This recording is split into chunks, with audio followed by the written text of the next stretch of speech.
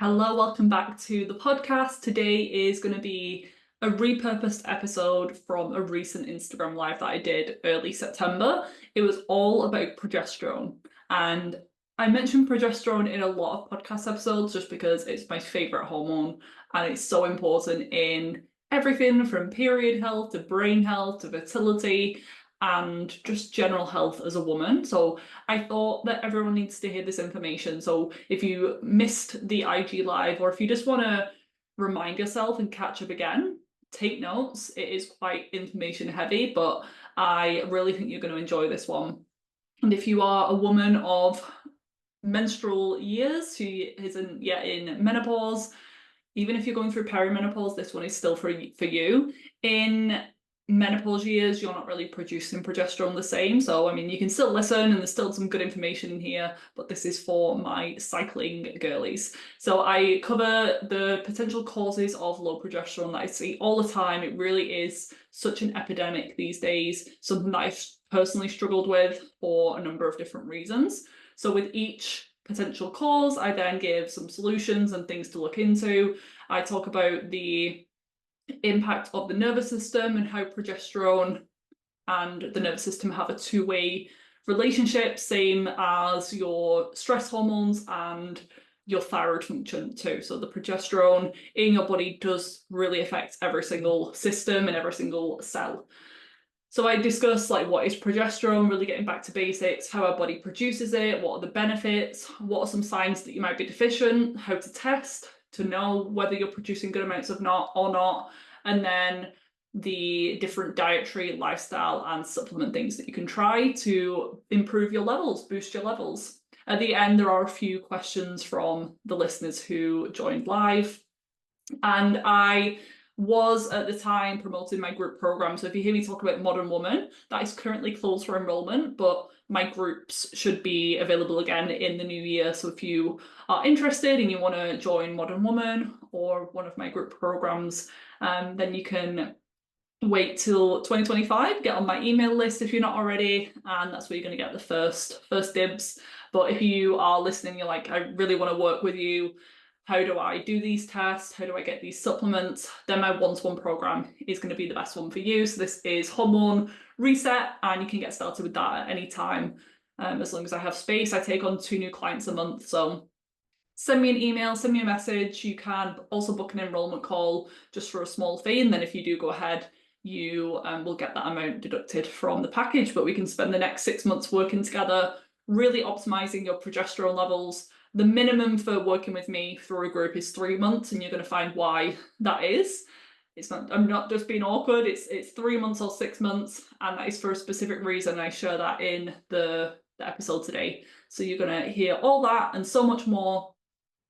Get your notepad, get your pens, and I really hope you enjoy. And if you know someone, friend, family, loved one who needs this information, they might be struggling with their periods, their skin, their mental health, their fertility, definitely send them this episode, or you can share it on your Instagram stories and tag me at Viva Natural Health. I love to see when you're enjoying the podcast. But let's get into today's episode, all about progesterone. Hello everyone, we are live on Instagram for the first time in I don't even know how long. It's been a while. I think the last time was maybe to promote my minerals course. So I'm thinking maybe 2022, which seems crazy, but I'm also going to be recording this as a podcast that's not going to be released for a few weeks. So if you see me keep glancing over here, that is why. But I'm just going to give everyone a few minutes to join. If you're watching live, hello. We're going to be talking all about progesterone today. Maybe some symptoms that you might be dealing with if you have low progesterone, how to test your levels, how to know if you need to boost them. But hint, hint, a lot of women do. If you're struggling with your hormones, your fertility, your skin, your mental health, it is a huge epidemic that women are struggling with. So I want to share today the things that you can do naturally to boost your levels through nutrition, through lifestyle, even through supplements. So be sure to stay tuned for the full hour if you can. But like I said, this will be also recorded as a podcast episode, but edited down a little bit and added to my podcast, Hormones in Harmony, in a few weeks' time.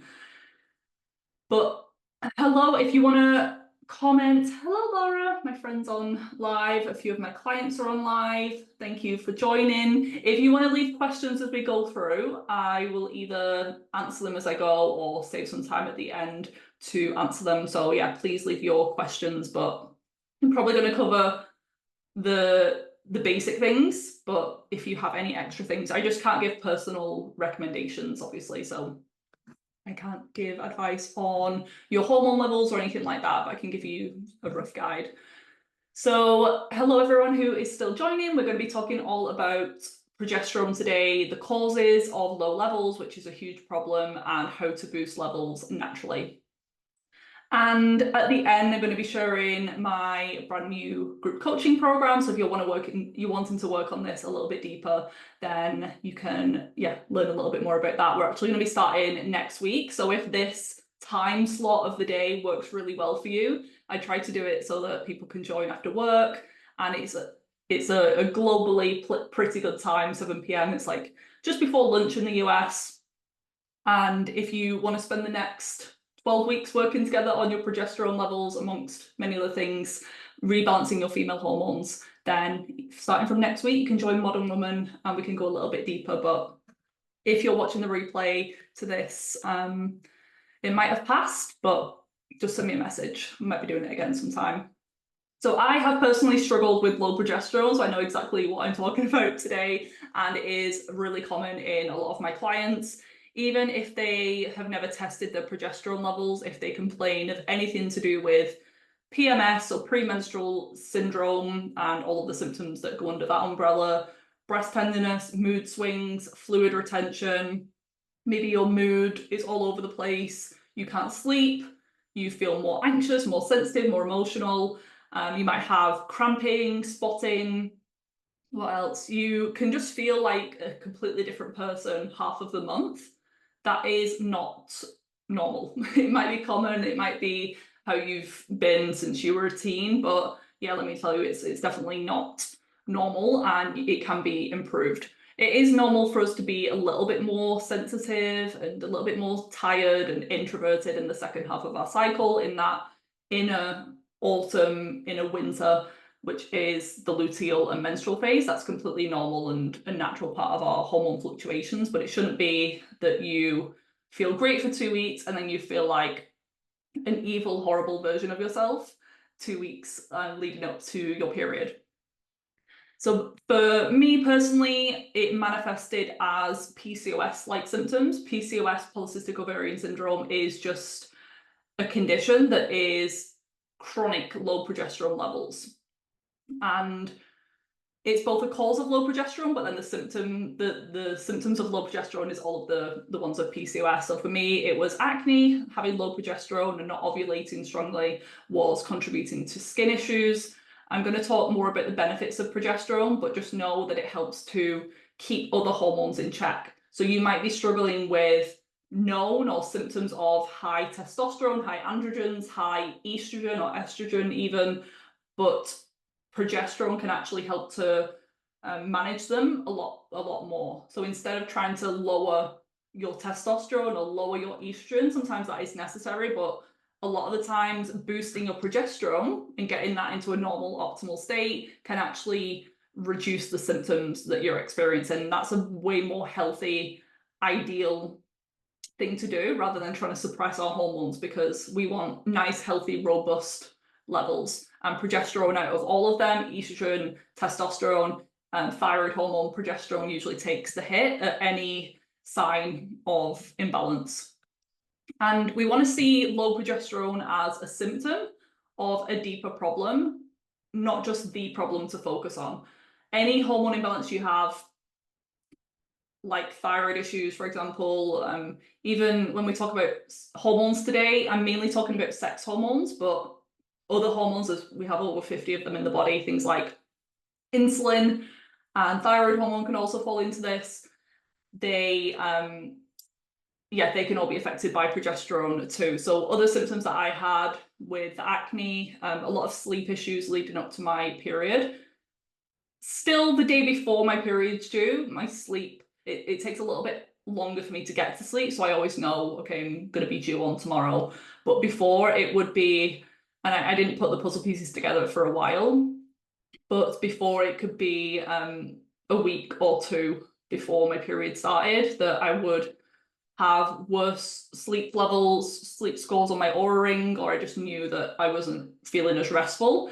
And then think of all of the implications that come from a lack of sleep. So you're going to feel more tired, you're going to feel more anxious, you're going to be craving sugar even more. So progesterone can affect all of those things separately, but the fact that it affects your sleep massively, I think that has a knock-on effect as well. I also struggled with some PMS symptoms like breast tenderness and what else? Yeah, more anxiety in the second half of the cycle, which, like I said at the start, a bit more sensitivity during that time is completely normal, but to feel really, really anxious. And I had a pretty weird cycle a few months ago, maybe at the start of the year. And I was just so anxious every day and nothing had changed in my life. I was just hyper focused on certain things and not procrastinating, catastrophizing all the worst case scenarios in all areas of my life. And then my period was painful that month, so I can't remember what happened, but usually it's 2 to 3 months back. Something went on. Maybe it was at Christmas actually, because I was ill, and then about 3 months later in March, this is when the crazy cycle happened, and that was just a very low progesterone cycle. So it does take a lot of energy, a lot of nutrients, and a lot of resources to make hormones, but especially progesterone, because it is such a luxury hormone. You can survive without it. You can't really survive without progesterone, without thyroid hormone or cortisol, your stress hormones. They're not necessarily bad. They all are like Goldilocks. We want them just right. Even having too high of progesterone, it's quite rare, but it can happen. Usually it's just someone over supplementing. So if they're taking bioidentical progesterone, it can just go a little bit too high and they can be symptomatic, but 95% of the time it's low progesterone in the women that I am seeing. And fertility hormones aren't essential to our survival, so they're not prioritized by the body when there's more important things at play. So when we have inflammation in our body, when we have low resources, so we have a lack of zinc, we have a lack of minerals, we have inner stress, whether it's real or perceived. It could literally be you making scenarios up in your head like I was doing. The body is going to divert away from your sex hormones, from your fertility hormones like progesterone, and it's going to turn down your reproductive hormones as a result. Because if your life is threatened, and most people these days in the first world, they aren't really experiencing life or death situations on a regular basis, but our brain and our low-grade stress and our worrying and our fast-paced lifestyle can make us think that we're really in danger. Even if it's you just sat on the sofa, on the couch, worrying about your bills, your body is still going to that same response as it would if you were being chased by a lion or under attack. So let's get back to basics. What exactly is progesterone? So it is one of our main sex hormones as women. Men do make progesterone, but at much smaller amounts. And it is primarily made after ovulation. There is a tiny bit that's made in the adrenal glands all month long, same in men. Small bit made in the adrenal glands, but the huge bulk of it that we produce is only after ovulation. So ovulation is usually mid-cycle, so the average or textbook 28-day cycle that we hear about doesn't have to be this exact, but usually like somewhere around day 14, a couple of weeks after you finished your period. But ovulation might occur day 8 or day 10, cycle day 1 being the first day of your bleed, but day 14 can be when women typically ovulate, but it might get to day 20-ish. If that has been completely normal for you for the entire time that you've had your menstrual cycle, it might be absolutely fine. However, if it's a new thing and it's also combined with other symptoms and a lot of PMS, it might be a sign of an imbalance. This is what happened to me. I've shared this a few times on Instagram, but for the longest time, when my period finally returned after coming off the pill, which took 2 years, and I got my PCOS symptoms kind of under control, it did take a lot longer to really manage things, even after my cycle returned, but my progesterone was off for quite a while. And I thought that my 35-day cycle was normal for me. And it typically is within that normal range that we hear about. Anywhere from 21 days to 35 days could be considered normal if that's something that you've always experienced.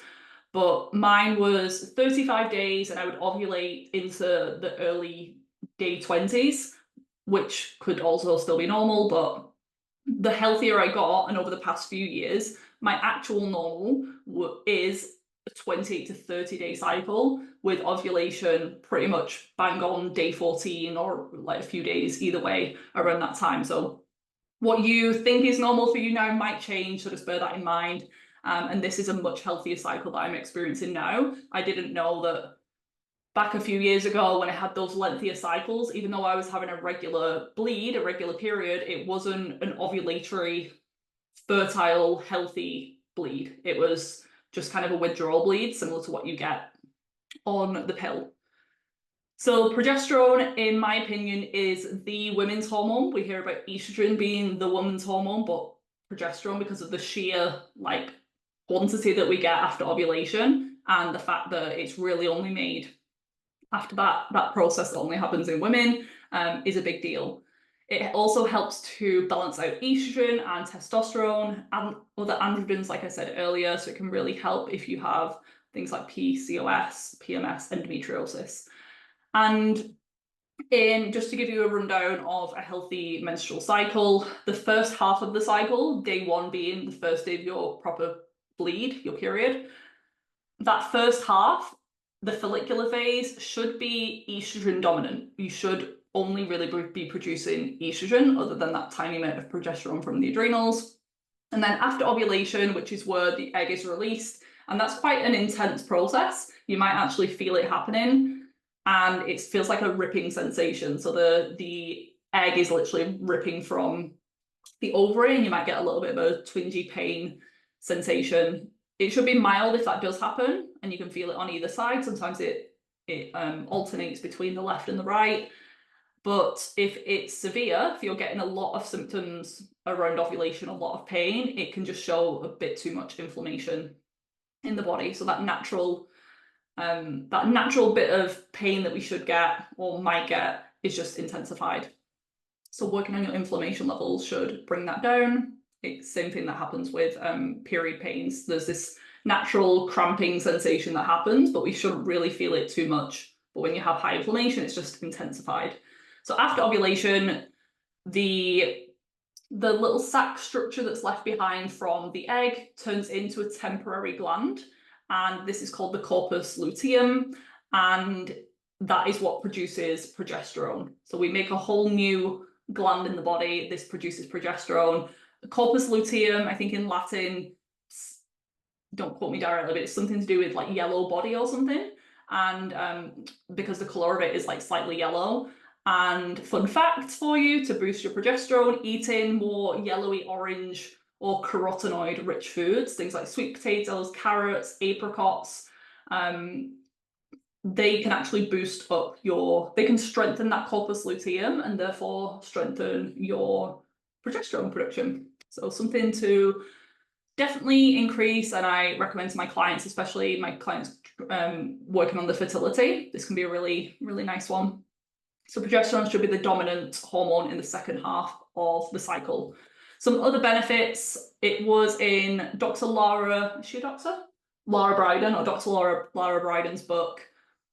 There's a really nice quote. I think she got it from somewhere else, but I can't remember the original person. They said progesterone is both a sign of, so it signals and indicates health in the body, but it's also a creator of health as well.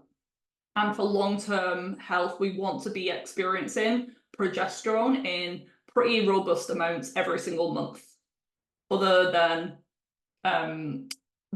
you get much higher amounts in pregnancy, but if you're missing your period for a few months postpartum, for example, you're not really going to have progesterone during that time. That's normal, but all throughout your menstruating years, from puberty all the way up to menopause, we should be getting exposure to progesterone, which it really does influence our health in all the different ways, from top of the head to the bottom of the feet, literally.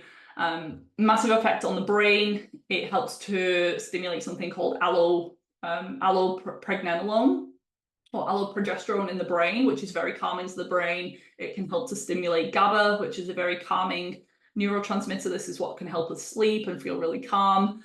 The feeling that you should get in the second half of the cycle, instead of panic and stress and crying at everything, it should just be this really like chill, nice feeling.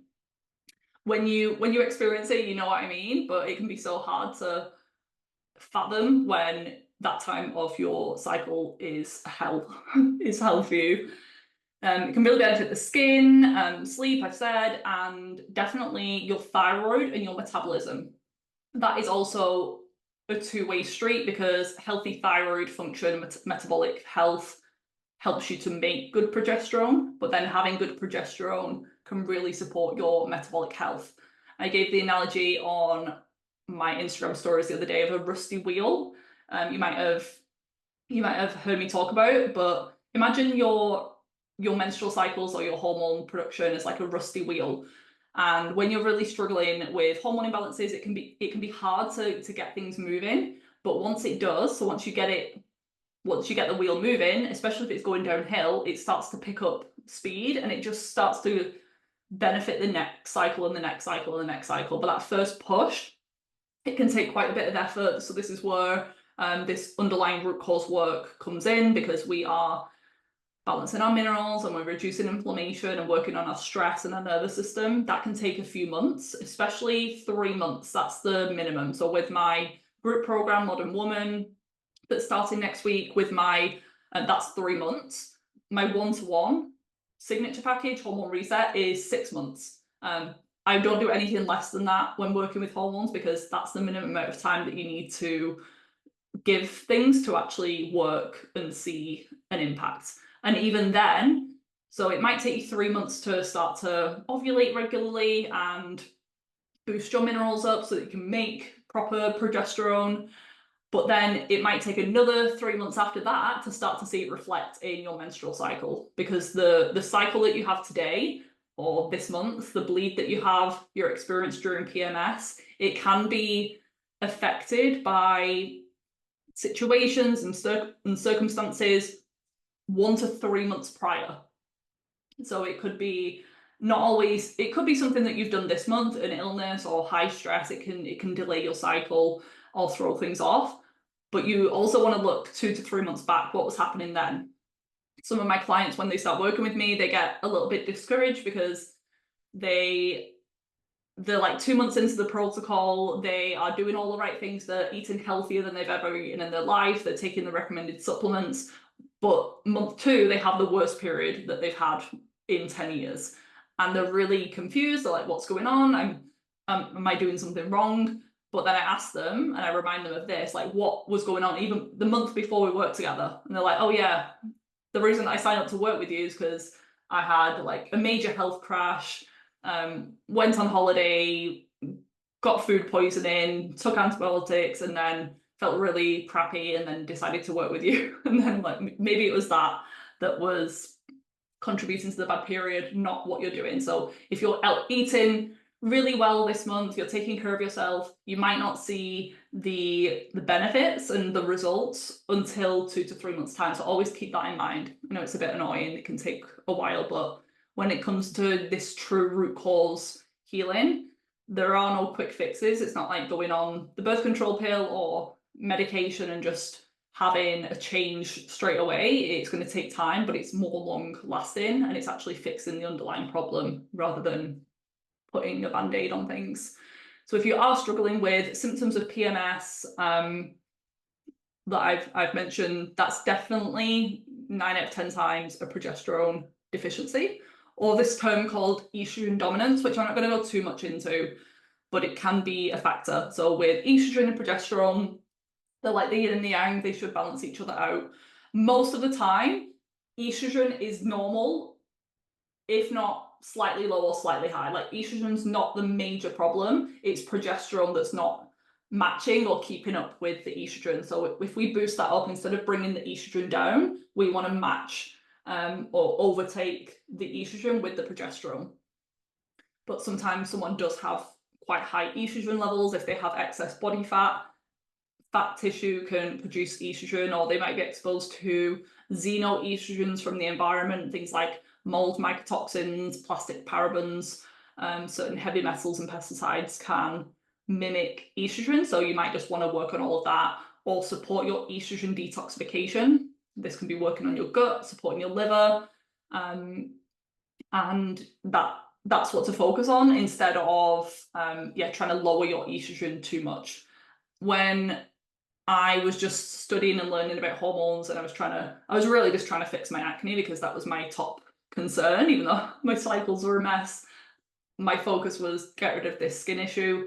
And I was reading online, and it was quite a trend at the time. I think it's quieting down now because people have realized it's not the miracle cure they're on. But everyone was taking things like DIM to lower estrogen levels, and there was these, they probably still exist, acne fighting supplements that have DIM in there. And I was taking it because I just assumed I must have high estrogen because of my symptoms, the fact that I had a PCOS diagnosis, the fact that I had acne, but it almost stopped my periods. They went very, very light and almost disappeared because my estrogen wasn't high. It was actually on the low end of normal at the time. I had even lower progesterone, so that's what I needed to work on. If you have any of the following, you probably have okay progesterone levels, but if there's any, so you might have regular cycles that are pain-free, you might have a healthy bleed, you might have pretty good energy all month long. But if you have anything like blood clots or spotting in your period, if you have more than one PMS symptom, breast tenderness, sugar cravings, acne, insomnia, mood swings, it could be that you have low progesterone. You can always test. So the ways that we can test are through blood testing, and this would be done only in the luteal phase. So many times I've lost count. I've had people telling me the doctors test the progesterone and they're really concerned because it's very, very low, pretty much non-existent. And it's because the doctor has failed to tell them to test it at a certain day. Or they've told them the standard day, which is cycle day 21. But if you have a 35-day cycle, you might not have even ovulated on day 21. So people get really concerned. They go through all of these fertility treatments then, and they might have lower than ideal progesterone level, but they're making it out like they're not fertile and they have so many issues. So what I say instead is to test 5 to 7 days post-ovulation. If you aren't exactly sure when you're ovulating, you can do things like ovulation predictor kits, or you can just pay attention to your body's signs and signals. It could be a change to your cervical mucus. So it typically goes to like a clear, stretchy, slippery type gel, like a clear gel. And that is the fertile mucus, and its job is to capture the sperm and keep them living in the cervix for when you release an egg. So your cervical mucus might tell you when you're fertile, when you're around ovulation. Your cervix position can also change, so you can Google that and just you'll have to check it for a few months in a row to get to know your body. But typically when you are ovulating, your cervix moves higher and it goes softer. But you'll have to know like what that is for you. And then the other thing is temperature charting. So you can temperature chart with basal body temperature charting. So this is first thing in the morning. Most of the ones are oral, but you can get vaginal ones.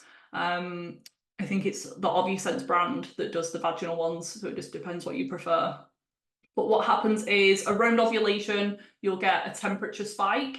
and that only indicates that you have ovulated a few days later. So it's not going to tell you that you're going to ovulate, but we usually, when hormones are balanced, it's usually around the same time every month. But it can alter from things like illness and travel. But it's really about getting to know your body and use more than one of those signals. So you don't just want to use temperature charting on its own and rely on that, because things can throw it off and you don't want to either miss your fertile window if you're trying to conceive, or you fall pregnant and you're not wanting to. So you can look at temperature charting. There's special devices that you can buy, things like I have the Daisy monitor, but even things that track your temperature. So it's not designed as a fertility monitor, but Oura rings, I'm guessing things like the Whoop band, if you use those, they will have temperature charts, and then you'll be able to see a shift in the second half of the cycle, and that is the effect that it's having on your metabolism and your thyroid. So before, when I said it supports your thyroid function, it's because it's increasing your metabolic rate. And it is true that we do need more calories in the second half of the cycle. Similar to pregnancy, we need more. Our body is literally creating a new gland with the corpus luteum, but it's not a lot, just a couple of hundred calories sometimes. So if you do feel hungrier, especially for sugar, it's probably why. But we do become a little bit more insulin resistant in the second half of the cycle because of the impact of progesterone. Our body, during that luteal phase, that lead up to the period, it doesn't actually know if it's pregnant or not during that time. It's like the waiting time. That's why our body's a little bit more sensitive. Like, we can still do all the things, but we really want to be mindful of blood sugar regulation during that time, because if not, this is where the major sugar cravings come in, and it can intensify your PMS. Usually the people with the worst PMS have really unstable blood sugar. You can also use urine testing. I really love the Dutch hormone panel. There's just a snapshot one, so this is called the Dutch Complete. So you would do that also 5 to 7 days after ovulation, at hopefully the peak of your progesterone. So ovulation, it kind of like starts building, it gets to a peak, and then it finally starts to taper off. And when you get that drop of progesterone, ideally 10, minimum 10, but closer to 12 to 14 is better. Days later, you're either pregnant, and then that carries on, the progesterone just keeps growing and growing, or you aren't pregnant, your body realizes, it drops the progesterone, and that triggers the start of your period, and then the whole cycle starts again. So the Dutch hormone test would do a snapshot in the luteal phase. It's a urine test, and that one could be helpful as well. If you're not sure when you're ovulating, if you're ovulating, you have completely irregular cycles, you can instead do the Dutch cycle mapping. And that one, you do all month long, sample every other day, and then you can definitely see what's happening with your estrogen, progesterone all month long. Are you getting a spike? Are you producing progesterone, but are you getting a really early spike, and then it just drops off too quickly, and you have what's called a luteal phase defect, where the luteal phase is less than 10 days long. If you're working on things like fertility, you do want that to be longer, because that's not great for trying to conceive. You want to strengthen that. All the things I'm going to be talking about today will be working on those things. I just want to check, are you addressing the healing foundations? Not sure what I mean? Well, these are the important factors that I believe that you need to address in order to be in optimal health and overcome your stubborn health issues and symptoms, whether that's chronic digestive issues, acne, hair loss, period problems, weight gain, anxiety, fatigue. I could go on. Because I want as many of you as possible to have this life-changing information, I've bundled together 6 of my juiciest and info-packed masterclasses, priced at just £111. Not only are you getting these recordings, which are between 60 and 90 minutes long each, on the following subjects: the power of the subconscious mind, stress, trauma, and the nervous system, supporting your female menstrual cycle, mastering your metabolism, optimizing sleep, gut health and detox. You're also going to receive my healthy groceries shopping list and my favorite non-toxic products guide, which are both usually reserved for my one-to-one clients. Whether you're brand new to the holistic healing world or you've been trying to work on things for a while but feel stuck, I can guarantee there's something within this content that will help you to understand your next steps and what you're missing. Sometimes it's something so foundational that's being overlooked.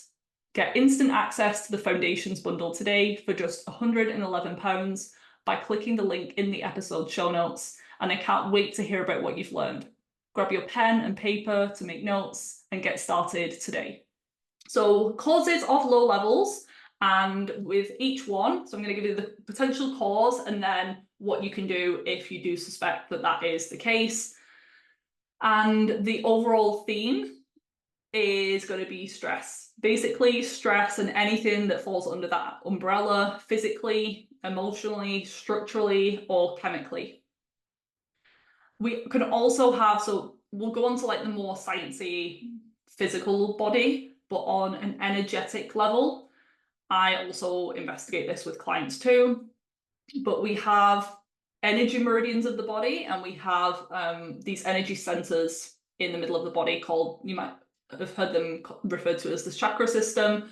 So anything that's happening in the reproductive system, the ovaries, the womb, that can be linked to sacral chakra imbalances. And another example is the solar plexus is more related to your digestion and your stomach. Some of the blocked energies or emotions or traumas linked to that could be feeling very worried all the time. It could be a lack of safety. Maybe you move around a lot. Maybe you have some security issues with your job at the moment. But the things that are linked to sacral chakra imbalances are things like disconnection to your feminine energy, or the feminine in your life, like your mother. The mother connection is a big one here. It's also linked to your connection to your feminine. So if you've been taught that having a period is shameful, if it's bad, if it's like the monthly curse, you've just got a lot of negative thoughts around being a woman. You think that women are the lesser sex or the weaker sex or anything like that.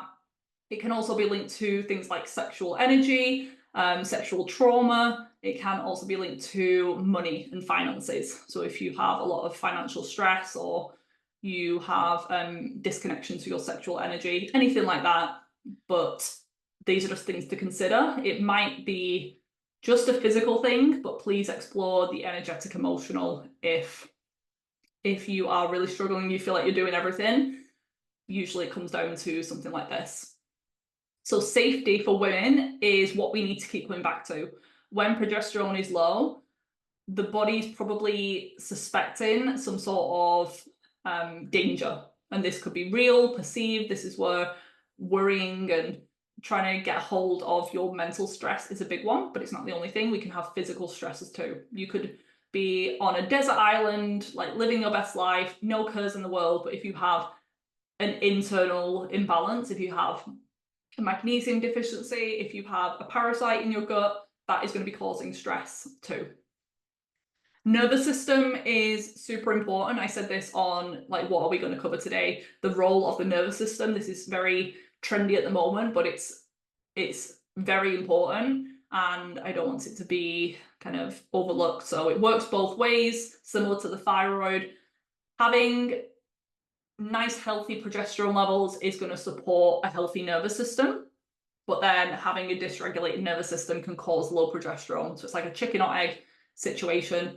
But all the talk online these days is things like somatic movement, and just like do a hip opening exercise and do some meditation every day, and you can balance your nervous system. But if you have low progesterone because of another reason, your nervous system is just going to be in a chronic state of tension. So you could do all the meditation in the world, but still not feel relaxed and still not feel like you're in that parasympathetic nervous system that you need to be in order to feed, breed, reproduce, heal. So there is always a physical component. I did a whole podcast episode about that a few months back. So on a physical level, you might just be missing some key nutrients, or it might be that you're under eating in general.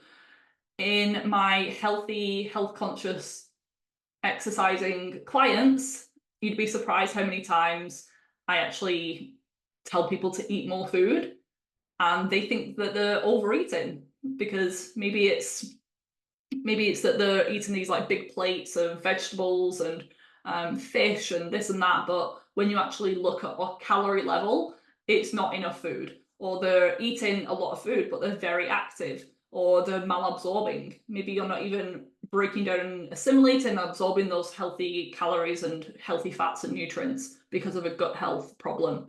So something that you could do if you're not sure if you're under eating, there are some potential signs. So if you are hungry all the time, if you're thinking about food all the time, I think those are a given. But if you're constantly thinking and daydreaming about food, it might be that you're under eating, especially if you're like very controlled with your food. You've had a history of dieting or disordered eating. You might be feeling cold all the time. It can manifest as low thyroid type symptoms, so feeling cold, sluggishness, constipation. You might be just very active. You might be a gym goer, or you might work a job or be a mum and just don't prioritize meal times, and you just pick up little bits all day long. So if you're not sure, it's worth just checking and tracking your calories for a few days. It doesn't have to be that you track for the rest of your life. It could be 3 days, average days, and just see what you're eating. I surprised myself, but like the other way, because I tracked last year. I did like a session, I did a few sessions with my PT, and he asked me to track my calories, and I was eating like 2,700 calories, and I felt great, but he was like, maybe a bit too much. So I kind of went the other way, but in the past I have struggled to eat enough because I was limited with food sensitivities. So when I had a lot of food intolerances, histamine issues, and I was just reacting to everything, I was struggling then to get enough food in. So very average number. I can't give specifics on a session like this, but very average, and this is what is mainstream as well, but it's pretty good. A good range to aim for as a woman is around 2,000 calories a day. However, it might fluctuate a little bit. If you're very active, if you're breastfeeding, if you're actively trying to heal from something, you have a lot of muscle mass, you're very tall, you might need more, like 2,300 calories. Whereas if you are very tiny, you're small, you are inactive, you work at a desk job, you are currently overweight, you're not eating anywhere, you're eating like 1,200 calories now, bumping up to minimum I'd say for anyone is like 1,800 calories. That's like very, very minimum. We want to try and eat as much food as we can. That's the goal. And the general overall calorie number is important, but it's also not everything. And usually people think that they're overeating and you could be undereating. So I just wanted to mention that one. And you don't have to have got to the level of amenorrhea, which is missing periods, by dieting too hard. I think a lot of women know if you lose too much weight, you get really low body fat, you might lose your period, or if you've got a very bad eating disorder, but it doesn't have to be to that level. It could just be that you have a bit of an irregular cycle, but you've been pushing yourself a little bit more with your workouts recently. You've been doing more like marathon training, or you've been working with a PT and you've just been pushing yourself a bit too much. The body doesn't know the difference between you running on a treadmill for fun because you enjoy it, or you're trying to like lose weight or something, versus you running from a predator. You're still having that same physiological response with the fast heart rate, the fast breathing. So just because you're doing it for fun, same with dieting, just because you want to skip breakfast and do intermittent fasting, your body thinks it's in a starvation mode and it's in a famine. But it might also be you're under eating a particular nutrient or macronutrient.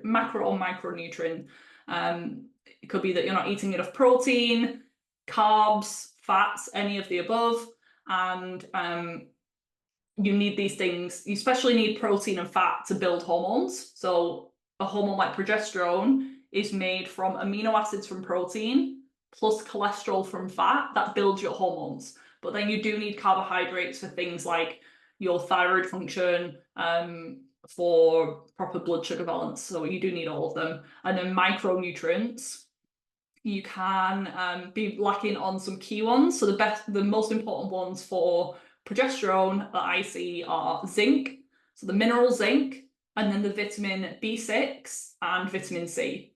You need all of the vitamins and all of the minerals. They all play an important role. But with my clients, these are usually the ones that I see playing a role, and they're all involved in some way in hormone signaling, hormone production.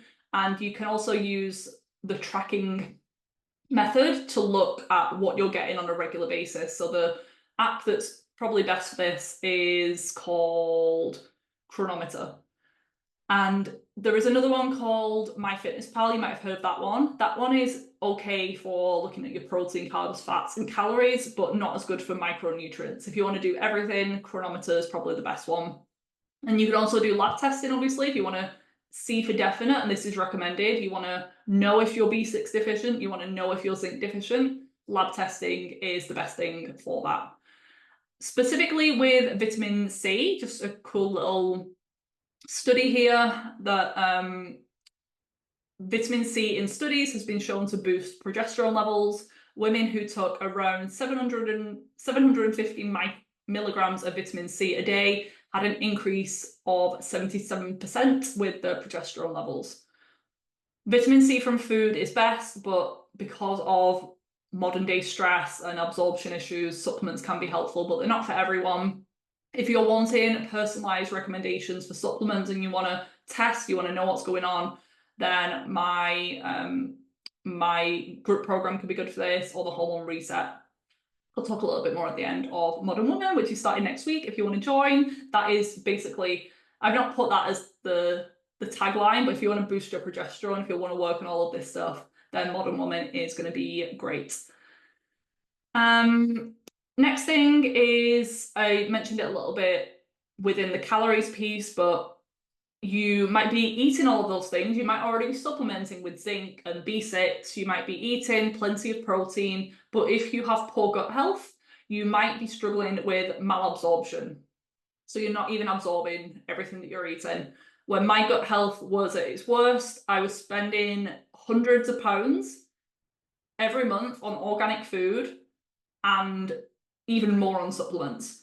And when I tested, it looked like I was either starving and I've not eaten a vegetable in my life, or yeah, my body was just completely stripped of nutrients. So it was even absorbing, and that was the most frustrating thing ever, having spent all of that money and then you're not even getting the benefits from it. But hey ho.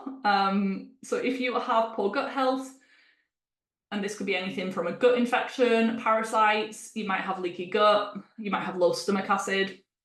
Sometimes, interestingly, when women are going through fertility treatments, they're really struggling to conceive, they've gone private and they're like exploring that method, they sometimes realize that they have celiac disease. So they get tested and they might have really low iron levels or something, and they have a range of tests, and then they finally figure out that they were gluten sensitive this whole time, the gut was completely destroyed, and that's been one of the main things that's holding the fertility back. So you can, with this one, you can do things like mindful eating, make sure that you're eating the nutrients but also absorbing them, but working on your gut health thoroughly through some sort of gut restoration protocol depends on what the exact problem is. If you want to confirm a skilled practitioner with who knows how to ask the right questions and go through your symptoms in detail, they can do it that way, or you can confirm with stool test, or organic acid testing can be helpful for things like bacterial overgrowths. There's no great test for parasites, unfortunately, or leaky gut. So someone can just help you to assume that that is going on if you have the red flag symptoms. Last few things now with the causes / solutions for low progesterone if you want to boost things naturally and get relief from PMS, skin issues, anxiety, even things like fatigue and thyroid issues. You just want your body to be more resilient to stress. is the thyroid thing. So with thyroid, we need healthy progesterone to support thyroid, but then we also need healthy thyroid function to support progesterone. The causes of low thyroid function or hypothyroidism, which is the most common. Hyper can happen, but it's less common. Minerals can be involved, poor gut health can be involved. It could also be an autoimmune condition called Hashimoto's thyroiditis. Chronic stress can affect the thyroid, and it's still another symptom, so it's not a root cause, this one, but it's something to work on if you are struggling with your progesterone. All of my new clients, I really request them to get a full thyroid panel at minimum and have that done at least once a year, something that I still do to this day. Definitely, if you suspect that you have low progesterone, you need to get your thyroid checked. So this would be a TSH, thyroid stimulating hormone, a free T4, a free T3, and then the antibodies are thyroglobulin and thyroid peroxidase antibody, TG and TPO. That is a full thyroid panel. If you can also get reverse T3, that would be amazing, because that's like a fake T3 that the body can't use, and it can be elevated with stress in the body. But the other ones are a definite. If you're struggling with anything hormone related, it could be thyroid linked, but definitely low progesterone, because you just need that energy, that fuel to make healthy hormones. Final three, next is blood sugar issues, insulin resistance, very common in PCOS, the condition that I was diagnosed with but don't experience symptoms of anymore. It's the leading cause of infertility and a state of chronic low progesterone. You don't need to be overweight in order to have PCOS, and it's a complete spectrum. There's people who you see and they're like textbook PCOS, so they're very overweight, they have a literal beard growing, they have very thinning hair, and they have no periods. That's very classic, but it can just be mild, where someone just has acne and irregular cycles, or they might have low progesterone and some blood sugar, high insulin levels, but you don't need to be overweight in order to have blood sugar, insulin issues, or PCOS. And this causes issues because when your blood sugar is spiking, insulin spikes as well. And insulin in high amounts in women can stimulate the ovaries to produce androgens like testosterone. And then when testosterone's high, that's not really normal in a female body. So that then disrupts the whole ovulation process. So imagine mid-cycle, your body is just about to get ready to release an egg, and then there's all of this high testosterone floating around, and then the body's like, this isn't normal, let's just either not ovulate this month or delay it. Let's just wait until this kind of normalizes. So that's one of the reasons that blood sugar issues can affect progesterone. There's a few others, but that is the main one. Second to last, inflammation. This is a bit general, and it's still a symptom of something deeper, but when you have high inflammation in the body, that can suppress your progesterone or make your cell receptors less sensitive to progesterone. So you might even have okay levels, but if it doesn't get inside the cell, your body doesn't use it properly. There are lots of potential drivers of inflammation. It can be influenced by the fatty acids that you consume, so your omega-3 to omega-6 ratio. If you're eating a lot of seed oils, refined foods, processed foods, and you're not eating fatty fish or omega-3s, you can skew your results and just be more prone to inflammation, because omega-3 is the more anti-inflammatory, omega-6 is the more inflammatory, but we do need a ratio between them. We want some omega-6 in the body, but coming from good sources.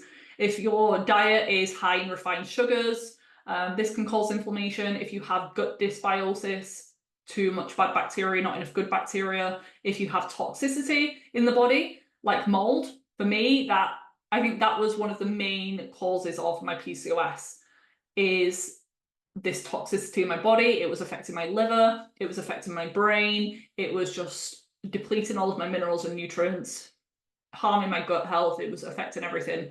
And it makes all of these other things that I've been talking about today worse. So it could be some sort of toxicity from mold, heavy metals, pesticide use, but there's usually more than one cause of low progesterone or more than one cause of inflammation. in the body. So it's really important to look at things holistically and not just take a bioidentical progesterone. That's so easily done. There is a time and a place, for example, in pregnancy, if someone has had a history of miscarriage or they have had a history of low progesterone and they fall pregnant, you definitely want to give them bioidentical progesterone just to support them during that first trimester at least. And then last cause, there are going to be a few more, but these are the top ones I see, is an imbalance with your circadian rhythm, so your internal body clock. As humans, but as women, definitely, we are massively affected by light. The sun and the moon, the light and the dark, sleep and wake cycles.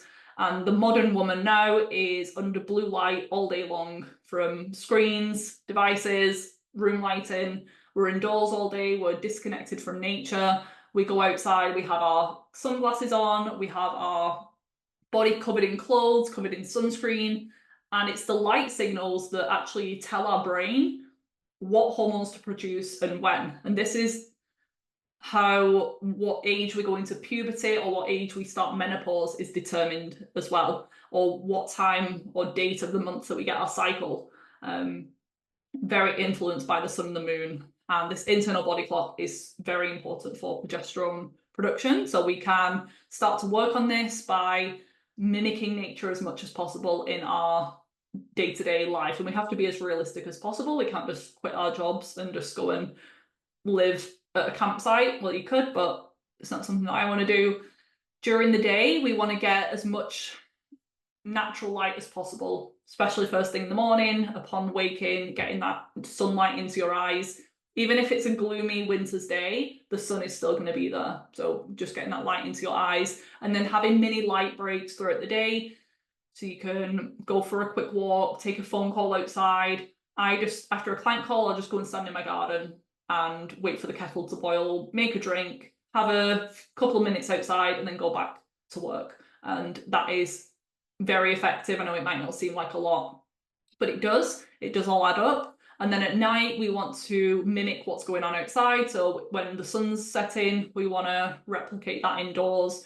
We want to do lower lighting. You might want to do non-toxic candles or lamps. And we can use things like blue blocking glasses, the red lensed ones. I really love the Bon Charge company for anything like red light glasses related. My discount code is FAVE. My link's in the bio on Instagram or in the show notes if you're listening to the podcast. And just limit your screen time in general. Just get off your phones at night. If you have to watch TV or go on your phone, just put the glasses on at least. You can do the little hacks on iPhone to change the screen to be red. You can Google how to do that. But there's definitely things that we can do. And these little modern day hacks are what we need to do in order to be healthy. And once you've learned how to do them and they just get into a habit, it's just so easy to stay on track. Thank you for joining live, everyone. I'm going to finish up with some questions. I just need to scroll back a little bit. So Emma asked, can issues with thyroid health affect progesterone? Yeah, I covered that. I might have already covered some of these questions that I've gone through. It's a two-way street with low thyroid contributing to low progesterone and vice versa. Alison, hi Alison, also asked, can it also cause increased feelings of hunger during ovulation? So progesterone, not so much because it's not going to be at its peak during that time, but just the hormonal fluctuations that you have around ovulation can increase your hunger levels. There's a lot of activity going on in the body, so that could be just your body needing more fuel, more of a particular nutrient, but the thing is it doesn't know exactly where to get magnesium from. So it just like eat food, or chocolate is one that it does contain, but if it's Cadbury's dairy milk, then you're getting a lot of sugar and trans fats in there as well. How about fatigue during the period and adrenal progesterone connection? So fatigue during the period, I wouldn't say that that's related to progesterone directly. You might have had some progesterone issues before that, but when you start your period, your progesterone is going to drop. So that's normal. But if your hormones are dropping too low, your estrogen levels, or you're losing a lot of blood, it's quite a painful period that can all cause fatigue during that time. So it could be iron related, could be thyroid related, or it could be just a depletion overall. And the adrenal progesterone connection, that's mainly around stress. So the adrenal glands are your stress glands. Your adrenals do make a little bit of progesterone, but if you're producing a lot of cortisol and adrenaline, the main stress hormones, your progesterone is going to get depleted.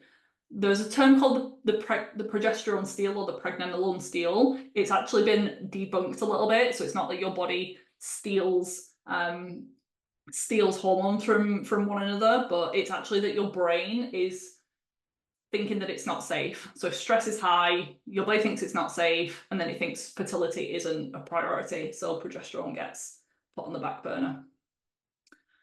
What herbs and foods are best for painful periods? So you want to do anti-inflammatory foods, which is a bit bio-individual, because for me, things like salmon and avocado and bone broth were some of the most inflammatory foods because I had a histamine problem. If you get my email newsletters, I actually just a couple of hours ago sent one out about histamine. If you want me to send that over, let me know. I also have 2 blog posts on my website, vivanaturalhealth.co.uk, about histamine, so that could be linked to painful periods.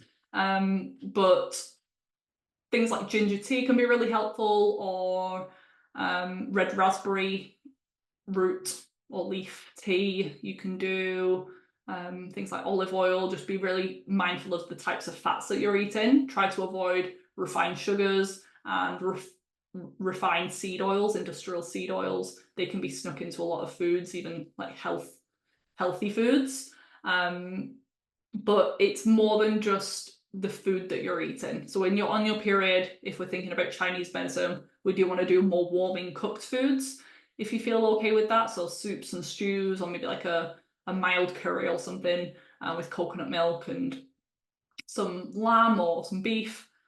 But I can't say exactly because I don't know your situation, if you have food intolerances or something, but herbs and spices, warming cooked foods are best. But sometimes it's not enough just in the moment. You have to work on that overall progesterone level and inflammation in the body. So that one was for Elizabeth. Would you recommend taking Vitex? So I purposely didn't mention Vitex on today's call because that is the standard recommendation that people give. Herbal medicines like that can be supportive. So it's been clinically shown to affect progesterone levels. It's also called chase tree berry, if you've heard that before. But it's not working at the root cause level. So it's a bit similar to taking a bioidentical progesterone, where you're going to see an improvement, but as soon as you stop taking it, the symptoms can come back. The low progesterone hasn't been fixed. So it's much more effective to use things like vitamin C if possible. I do still sometimes use Vitex with clients, only in situations where we've done a lot of the deeper work first, and it's also not for everyone. That was another one that I reacted in the opposite way to, and I was using it to regulate my cycles and help with my skin, and it just made them worse. So yeah, I left that one out on purpose. Can feeling PMS after your period also be a sign of low progesterone? Potentially. I think it's just a sign of an overall imbalanced menstrual cycle. I'd love to know what symptoms specifically. If it's like breast tenderness versus a headache, that might be a little bit different as to what the cause is. But if you've got like a bit of a hangover effect on after your period, it might be similar to what I said before, what someone said about fatigue. It might be the similar causes to that. Could hair loss be low progesterone? Yes, potentially. So progesterone is very helpful for hair growth and skin health. If you think of a pregnant woman where they have this like luscious mane of hair, that's the pro-pregnancy, pro-gestation, progesterone hormone in very high amounts during pregnancy. So we should be getting a good hit of progesterone every month on our cycle, but it's so much higher during pregnancy. But hair loss can be due to a million other things, but the Modern Woman group program could be a good one for that, just to make sure you're addressing these hormone imbalances holistically and you're looking at everything, blood sugar, your stress levels, gut health, etc. PMS symptoms straight after ovulation, not pre-period. Is this linked to low progesterone? Yeah, it can be any time post-ovulation to the start of your period, and that can be like a 2-week window.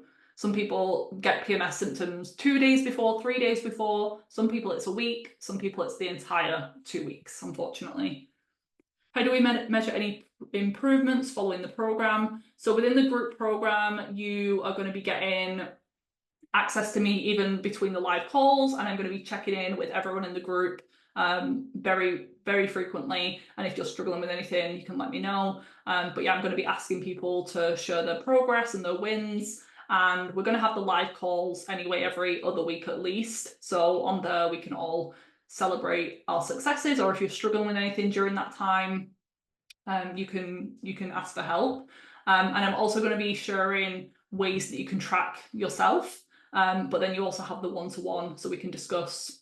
I'll ask you some more specific questions during that time. So we'll be setting our goals on call 1, which is next Monday, and then you can keep a track on those throughout the session.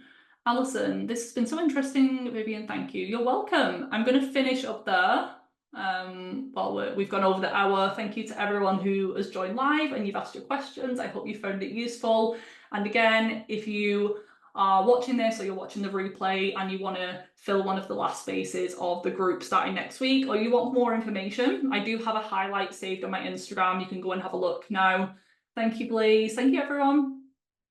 Send me any follow-up questions via DM, and yeah, we'd love to help you and spend the next 3 months working together on your health very holistically, and this will only benefit your life in every other area, because when you have balanced hormones, it does affect everything. It affects how you show up in your work, your relationship, and we shouldn't be struggling with hormone imbalances because they can be things that you can get rid of. And yeah, they're not something that you have to suffer with every day, and especially not on your own. So yeah, I'd love to hear from you, and thank you so much for spending the last hour with me. Thanks, guys. I really hope you enjoyed this episode. If you did, I would love for you to leave me a rating and review on your podcast app, as this helps to support the show and it allows it to reach more people with this valuable information. Come and say hi over on Instagram. I'm at Viva Natural Health. And if you haven't already, check out my website, vivanaturalhealth.co.uk, for tons more free resources and to discover how I could support you further. I currently offer one-on-one consultation packages if you want my top level support, then more affordable group programs and self-paced online courses. So there really is something for everyone. Enjoy the rest of your day, and I'll see you back here next week for another episode.